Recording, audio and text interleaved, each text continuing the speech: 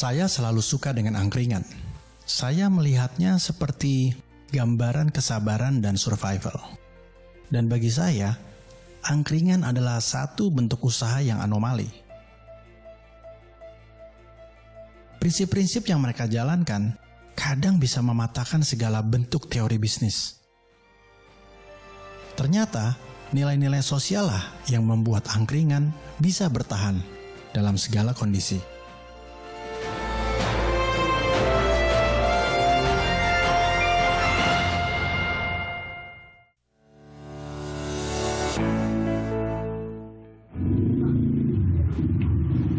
Bro, udah berhari-hari di Solo gak ngabarin. Aku pikir nggak ada, Mas. Aku telepon-telepon WA nggak ngabarin ya. Oh iya? Iya, nggak baca ya? Nggak baca, gue baca. Lama ya? Ya, kesini saya paling berapa menit itu, Mas? Mas, makan nggak? Oh iya, tangan, Mas. Wah, mantep. Wah, Mas Gitel ini, Mas. Aris Adinata, orang yang nggak pernah kehabisan cerita. Ada saja cerita tiap kali kita bertemu. Tapi kali ini, cerita Aris seperti mewakili pikiran teman-teman UMKM dalam urusan target market. Tapi apa iya sih? Di mana kita sekarang dengan mudahnya bisa melakukan promosi untuk menjaring konsumen, masih ada kegelisahan soal target market. Mas Arto, bicara tentang target market seru banget ya Mas Arto. Yang kemarin kita bahas ya? Iya, di Solo ada Brownies Cinta itu, Mas. Bagaimana mereka menyusun strategi untuk menemukan target market mereka. Menarik banget. Aku sebenarnya nggak tahu juga ya teorinya. Kayaknya ada beberapa pendekatan sih. Kalau kayak Brownies Cinta gitu gimana ceritanya? Jadi dia di awal menentukan target market untuk segmen ini, kemudian dievaluasi digali lagi. Setiap setahun 2 tahun mereka selalu melakukan evaluasi. Oh ya? Nah, iya, setelah 5 tahun mereka baru sadar bagaimana brand positioning mereka. Akhirnya mereka setelah ketemu baru mereka merawat target market mereka. Nah, ini cerita dari Aris tentang satu brand namanya Brownies Cinta. Brand ini dibangun dengan kisah cinta. Cintanya mereka pada karyawan dan terutama cinta mereka pada konsumen. Mas Fauzi, pertama kali berdiri sebenarnya target market yang dibidik oleh Brownies Cinta itu siapa? Dulu ketika kita baru bangun itu awalnya kami dengan nama Brownies Cinta ya. Harapannya kan saat cinta romantis ya itu cenderung ke anak muda. Maka kami dulu pasarnya ya cenderungnya ke anak-anak SMA, sekolahan. Nah ternyata setelah kita jalan sekian lama ternyata target market ini nggak sesuai dengan ekspektasi kami. Jadi yang ternyata mereka tidak bukan sebagai pengonsumsi brownies yang kita harapkan. Akhirnya kita berpikir contoh siapa ya ini. Alhamdulillah ketika itulah kemudian muncul waktu itu orang punya hajatan punya hajatan mulai ada order hajatan orang pesan banyak. Nah baru kami berpikir apakah ini yang pesan siapa ini. Kita mulai petakan, kita mulai potret, ternyata mereka itu adalah rata-rata ibu-ibu. Awalnya kan kita dulu promosi ke sekolah. Nah, yang kita lakukan promosi itu ke arisan RT, ke PKK. Jadi kita presentasi di sana, kita kasih tester, kita sebar sekian banyak. Nah terus nanti di sana kita kasih kalau beli sekarang ada harga khusus. Nah setiap kali kita lakukan hal itu, Dharma Wanita, kantong-kantong mama gitu ya. Pertemuan mama komunitas mama itu kita datangi. Alhamdulillah ketika itu banyak penjualan dari situ.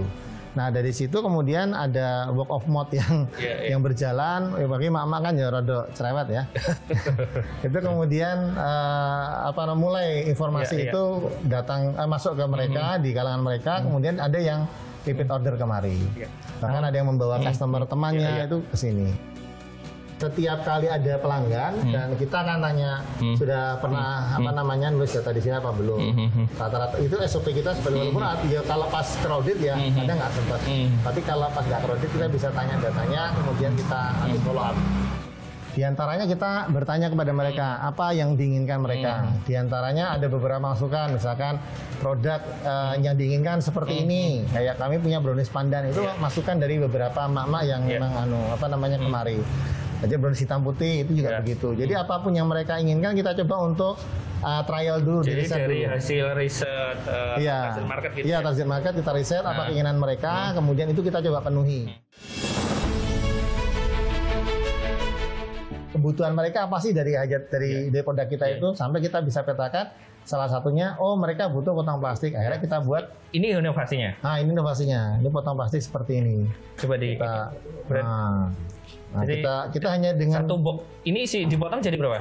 Ini bisa jadi 20, 22, 24, bahkan sekarang ada yang 30 bisa. Kemudian per satu potongan dikasih itu ya? Ada branding, ada ininya ya. Ada logo ini ya. Ini lebih patut kalau kata orang Jawa dikasih baju gitu. Ya. Jadi inovasi kecil untuk memberi baju itu akhirnya berdampak. Iya, berdampak pada penjualan.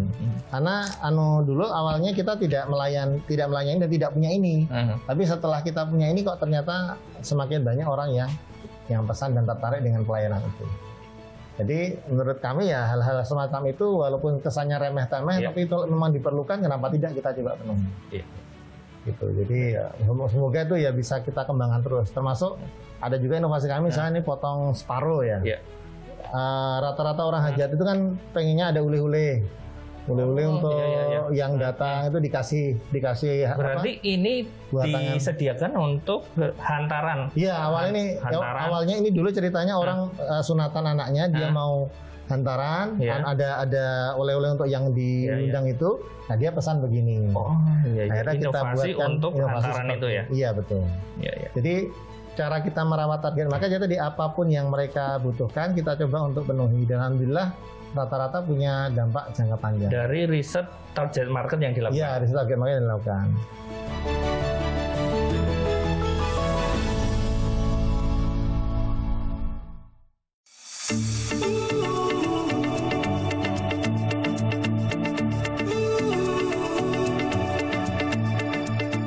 Setiap produk itu memiliki pasarnya tersendiri.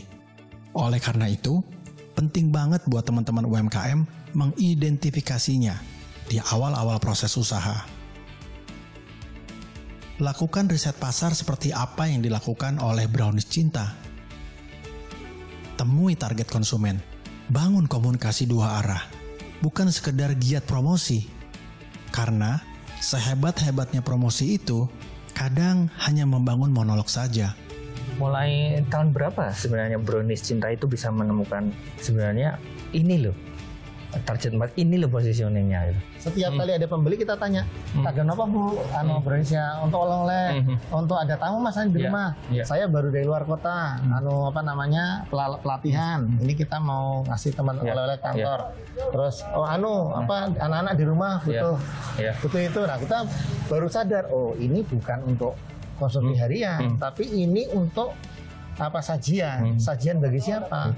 Nah, kita dulu belum mendefinisikan keluarga atau tamu, tapi secara positioning sebetulnya kalau bisa dibilang itu memang sajian untuk keluarga dan tamu. Setelah 5 tahun. Setelah 5 tahun. Jadi yang kita dulu kan bisnis itu sangat autodidak ya, nggak tahu ini positioning itu apa, nggak pentingnya positioning itu apa, nggak tau.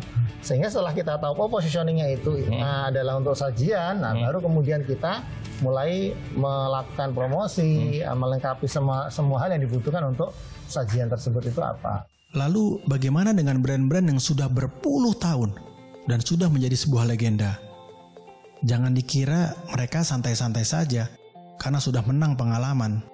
Mereka juga harus ingat, waktu berganti, zaman berubah, konsumen pun berganti dan berubah. Sudah pasti generasinya berbeda.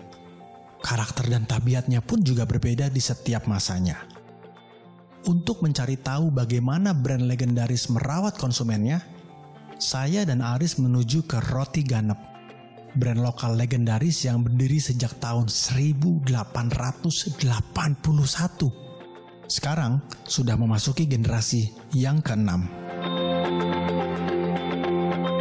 Pada tahun 1881, nenek moyang saya, Nyonya Auliknyo, menciptakan sebuah produk yang sangat lokal karena menggunakan beras ketan lokal, yaitu roti kecik, dan menyajikannya ke semua masyarakat. Dan Raja pada waktu itu, Sinuwun Pakubuwono ke-10, yang mengenal juga nenek saya karena mungkin populasinya masih sedikit, memberikan nama atau sebutan kepada nenek saya sebagai Ganep. kowe nyah ganep. Kamu nyonya ganep atau genap supaya anak-anaknya yang berjumlah genap ini selalu sehat, utuh, dan waras.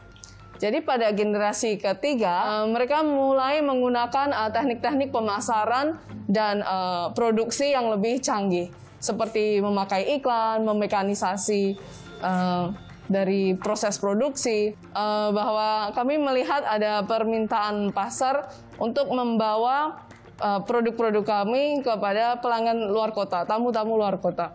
Sehingga ya kami memperbaiki dari sisi packaging, dari sisi kenyamanan toko, supaya banyak tamu-tamu dari luar kota juga nyaman di toko kami. Dan diperkenalkan bahwa ini yang dimakan orang Solo. Tapi dari sisi produk kami sendiri, kami hanya mengikuti alur seperti yang sudah nenek kakek saya turunkan, dan ada konsistensi dari dulu hingga sekarang. Beras tetap lokal, tetap kami sangrai sendiri, tetap kami tepungkan sendiri, gula juga tetap lokal, sehingga semua konsistensi usaha terus menerus yang sama ini menghasilkan sebuah originalitas dari Solo. 140 tahun bukan waktu yang singkat bagi sebuah usaha keluarga seperti Roti Ganep yang sanggup bertahan hingga beberapa generasi. Tak cuma berumur panjang hingga bisa menembus usia 1 abad lebih, Roti Ganep juga terbilang sehat hingga sekarang. Meski tentu saja pasang surut juga mewarnai perjalanan Roti Ganep. Apa yang bisa kita pelajari dari Roti Ganep dalam konteks membangun usaha? Sulit sesungguhnya jika kita harus menarik jauh ke belakang di saat Roti Ganep berdiri pada tahun 1881. Kemudian kita adaptasi di masa sekarang. Kondisinya sangat jauh berbeda. Walau begitu, ada hal yang patut kita catat. Sebagai legenda hidup, Roti Ganep tidak akan tinggal diam. Mereka akan selalu melakukan inovasi-inovasi yang tepat dan cocok sesuai zaman tanpa meninggalkan ciri khasnya, serta akan selalu berusaha memasuki segmen pasar baru agar pelanggan bisa mereka dekati. Kalau hari ini kita memulai usaha kita dengan pendekatan seperti Roti Ganep, ya bubar Mas, susah. Karena kondisi zamannya berbeda, momentumnya kan berbeda. Pada saat itu sudah kelewat ya momentumnya. Udah apa namanya? Udah nggak kompetitif gitu. Karena hari ini persaingannya cukup ketat, sehingga setiap usaha yang masuk ke dalam pasar, mereka bukan lagi cuma sekedar menjual produk, tapi harus memahami siapa yang dituju, kenapa dia harus masuk ke pasar itu, benefit apa yang ditawarkan kepada pasar itu, dan kadang-kadang prosesnya ya jatuh bangun seperti Brownies Cinta itu.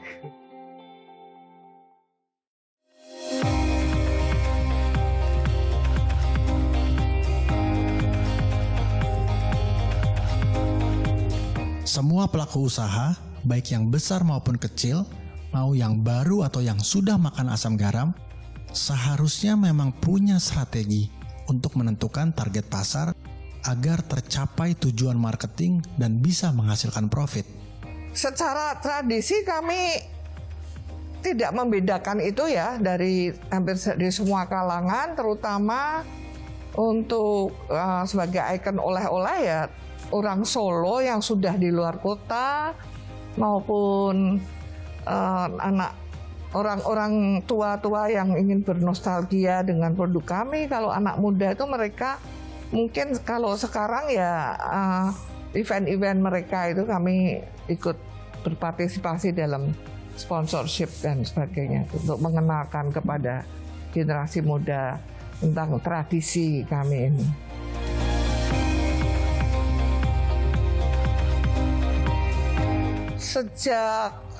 Seingat saya ya sejak dulu ini kami toko oleh-oleh. Produk kami yang utama roti kecik itu memang seperti ikon oleh-oleh dari Solo ya. Kue kering kan, jadi bisa tahan lama sampai dibawa ke luar negeri, sampai ke seluruh Indonesia segala ya. Saya melestarikan itu.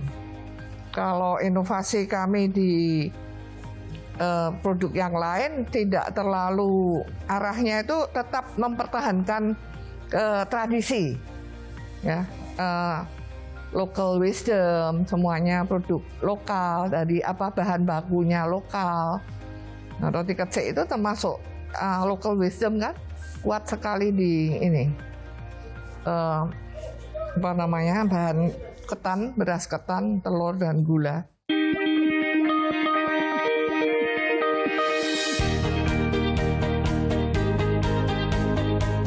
Saya mempunyai harapan kepada generasi penerus saya untuk mempertahankan nilai-nilai tradisi budaya lokal, ya, dan kekuatan kita itu pada empati kita kepada karyawan maupun masyarakat di sekitar.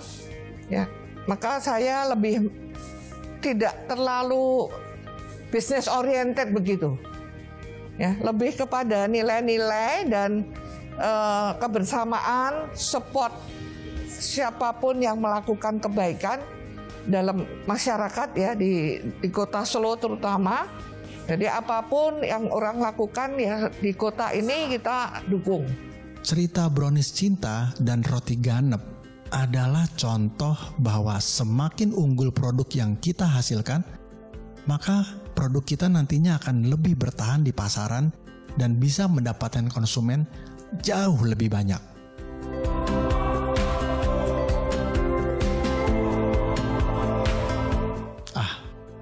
Gak kerasa sudah malam.